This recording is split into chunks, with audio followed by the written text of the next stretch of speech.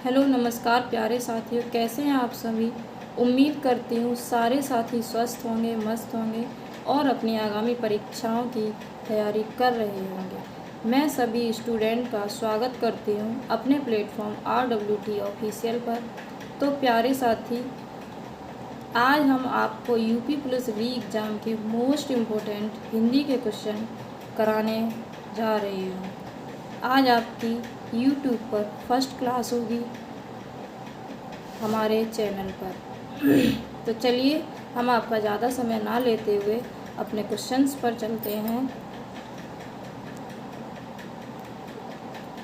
तो हमारा first question है, इनमें से जिसका जन्म अंडे से होता है, इनमें से जिसका जन्म अंडे से होता हो को व्यक्त करने वाला कौन सा एक शब्द होगा। हमारा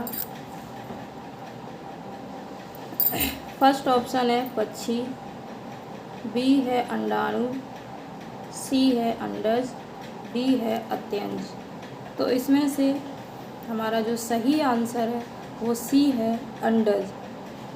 हम इसके बारे में बताते हैं। जिसका जन्म अंडे से होता है उसके लिए एक शब्द अंडज होगा, जबकि जिसका जन्म निम्न वर्ण में हुआ हो उसे अत्यंज कहते हैं। जिसका जन्म निम्न वर्ण में हुआ हो उसे अत्यंज कहते हैं, और जिसका जन्म अंडे से होता है उसके लिए एक शब्द अंडज होगा।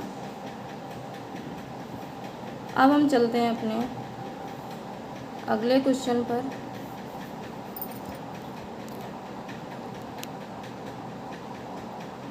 प्रश्न नंबर दूसरा, निम्नलिखित में से अमृत का अनेकार्थक शब्द नहीं है। निम्नलिखित में से अमृत का अनेकार्थक शब्द नहीं है। स्वर्ण, पारा, दूध, मोती। तो इनमें से एक शब्द होगा जो अमृत का नहीं होगा। तो हमारा डी है वो नहीं है, मोती। स्वर्ण, जल, पारा, दूध, अन्न आदि अमृत के अनेकार्थक शब्द हैं, जबकि मोती अमृत का अनेकार्थक शब्द नहीं है। तो इसका राइट आंसर है डी।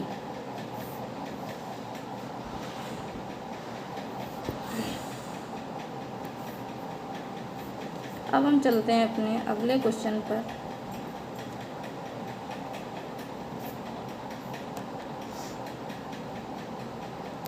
गंगा मैया उपन्यास के लेखक कौन हैं। नंबर ए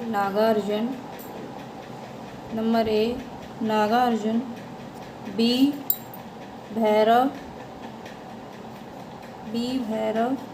सी राही मासूम राजा, डी अब्दुल बिस्मिल्लाह। तो इनमें से कौन से एक गंगा मैया के उपन्यास के लेखक हैं। तो इसका राइट आंसर है भैरव प्रसाद गुप्त। आंसर नंबर बी, भैरव प्रसाद। अब हम चलते हैं अपने अगले क्वेश्चन पर। तो हमारा अगला क्वेश्चन आ चुका है। क्वेश्चन हम पढ़ के बताते हैं। चैन की बंसी बजाना मुहावरे का सही अर्थ होगा। सुख से रहना, धीरे धीरे, सुख से रहना, धीरे धीरे काम करना, एक बात पर अड़े रहना, प्रतीक्षा करना। तो हमारा सही आंसर है सुख से रहना। और भी मुहावरे हम जान लेते हैं, जैसे कि चैन की बंसी बजाना, सुख से रहना, ईद का चांद होना, बहुत दिनों पर दिखना, 9 2 11 होना, भाग जाना। तो इसका राइट आंसर है ए। अब हम चलते हैं अपने अगले क्वेश्चन पर। प्रश्न नंबर 5, क्रिया का मूल रूप क्या कहलाता है? ऑप्शन देखिए, ए धातु, बी कर्म, सी उपसर्ग, डी प्रत्यय।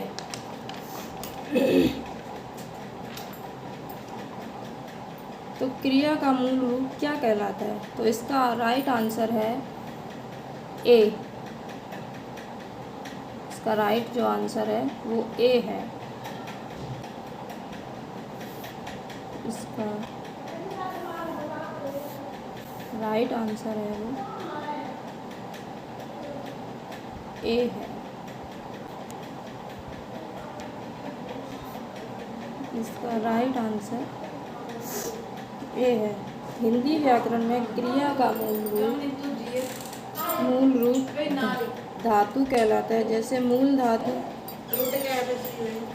धातु पढ़ से पढ़ाना, खेल से खेलना आदि। व्युत्पत्ति तथा शब्द निर्माण की दृष्टि से धातु दो प्रकार की होती है, मूल धातु एवं यौगिक धातु। तो इसका राइट जो आंसर था वो आप लोगों ने देख ही लिया, ए है धातु। अब हम चलते हैं अपने अगले क्वेश्चन पर। यहाँ पढ़ा नहीं जाता वाक्य में कौन सा वाच्य प्रयुक्त हुआ है? यहाँ पढ़ा नहीं जाता वाक्य में कौन सा वाच्य प्रयुक्त हुआ है? तो हमारे ऑप्शन है कर्मवाच्य, भाववाच्य, कृतवाच्य और अवधिवाच्य। तो इसका जो राइट आंसर है वो है भाववाच्य। क्या है? भाववाच्य। भाववाच्य।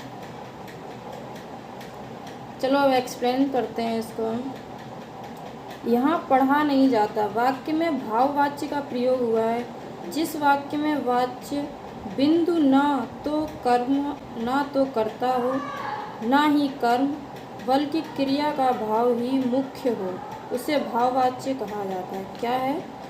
ना तो कर्ता हो, ना ही कर्म, बल्कि क्रिया का भाव ही मुख्य हो, उसे भाववाच्य कहते हैं। क्रिया के जिस परिवर्तन से यह ज्ञात हो कि क्रिया द्वारा किए गए विधान का विषय कर्ता है, कर्म है, भाव है, उसे वाच्य कहते हैं। वाच्य तीन प्रकार के होते हैं, कृतवाच्य, कर्मवाच्य एवं भाववाच्य। अब हम चलते हैं, इसका राइट आंसर क्या है? भाववाच्य, बी। अब हम चलते हैं अपने अगले क्वेश्चन पर। पल्लव, व्याल, उरग निम्नलिखित में से किसके पर्यायवाची शब्द हैं? व्याल, उरग, पल्लव निम्नलिखित में से किसके पर्यायवाची शब्द हैं? भौरा, हाथी, सियार, सांप।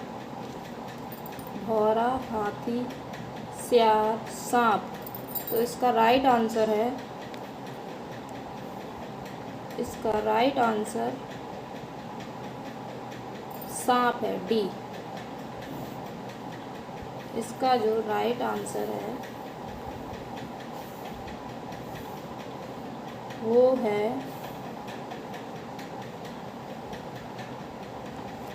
डी। हम आगे देख भी सकते हैं, इसका राइट आंसर क्या है? डी। चलो हम इसके बारे में भी जान लेते हैं। व्याल, उरग, पन्नग, नाग, विषधर, भुजंग, अहि, फड़ीस आदि। और भी सांप के होते हैं, जैसे व्याल, उरग, पन्नग, नाग, विषधर, भुजंग, अहि, फड़ीस आदि सांप के पर्यायवाची शब्द हैं। हाथी के हम जान लेते हैं पर्यायवाची क्या होते हैं, जैसे गज है, मतंग है, गंजेंद्र है, मदकल है। भौरा के जान लेते हैं भ्रमर, भंवरा, मधु, मधुकर, सिलीमुख, अली। ये इतने सारे हमने भौरा के जान लिए हैं। अब हम चलते हैं अपने अगले क्वेश्चन पर। क्वेश्चन नंबर 8,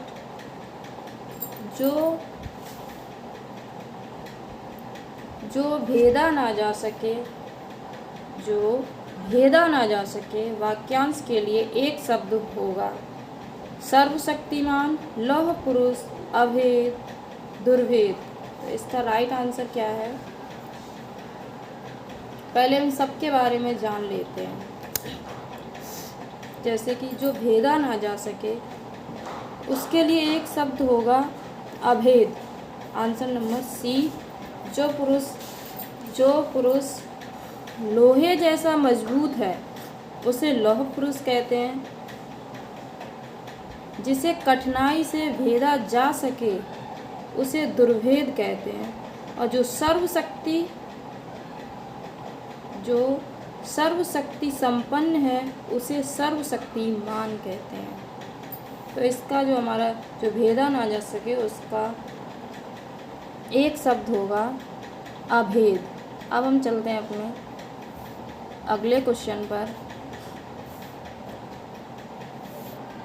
तो जो इसका राइट आंसर था वो है ये सी।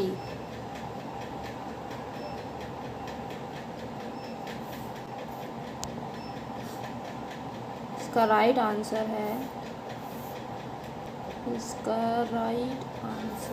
सी।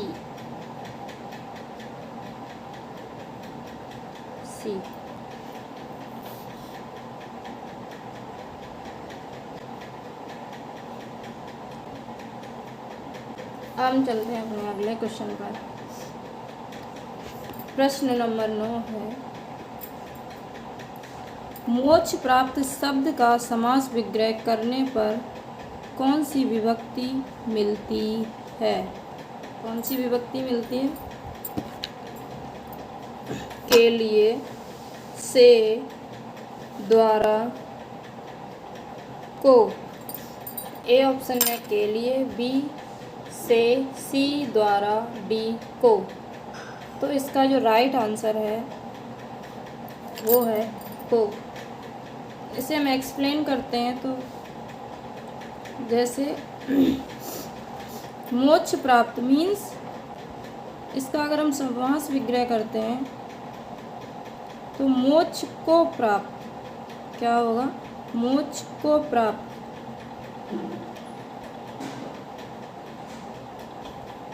मोक्ष प्राप्त शब्द का समास विग्रह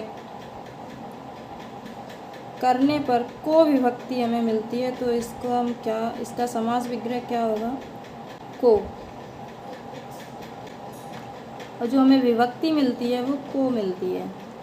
यह मोक्ष को प्राप्त, यह तत्पुरुष समास का उदाहरण है। इसका प्रथम पद वो गौण और अंतिम पद प्रमुख होता है। सामान्यतः प्रथम पद विशेषण और दूसरा पद विशेष्य होता है तत्पुरुष समास का। जैसे और भी जान लेते हैं, जैसे गगनचुंबी, शोकग्रस्त, नेत्रहीन, माल गोदाम और भी होते हैं, पर हम अब यहाँ पे इतना ही जानते हैं। तो इसका जो राइट आंसर है वो है डी।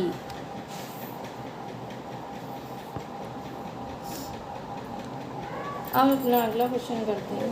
प्रश्न नंबर 10, निम्नलिखित में से सही वाक्य को पहचानिए। निम्नलिखित में से सही वाक्य को पहचानिए।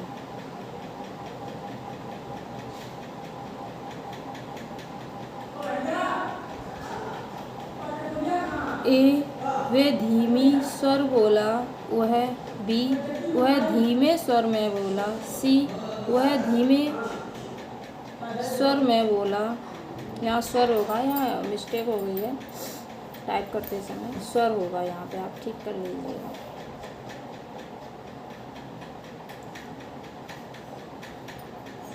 स्वर होगा यहाँ पे।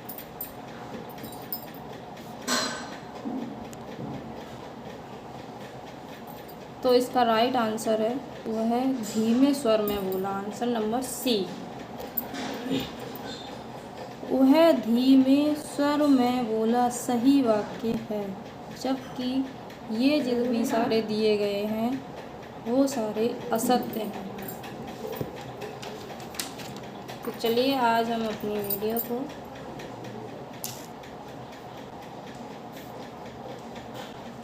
इसका राइट आंसर क्या है? सी। तो चलिए अब हम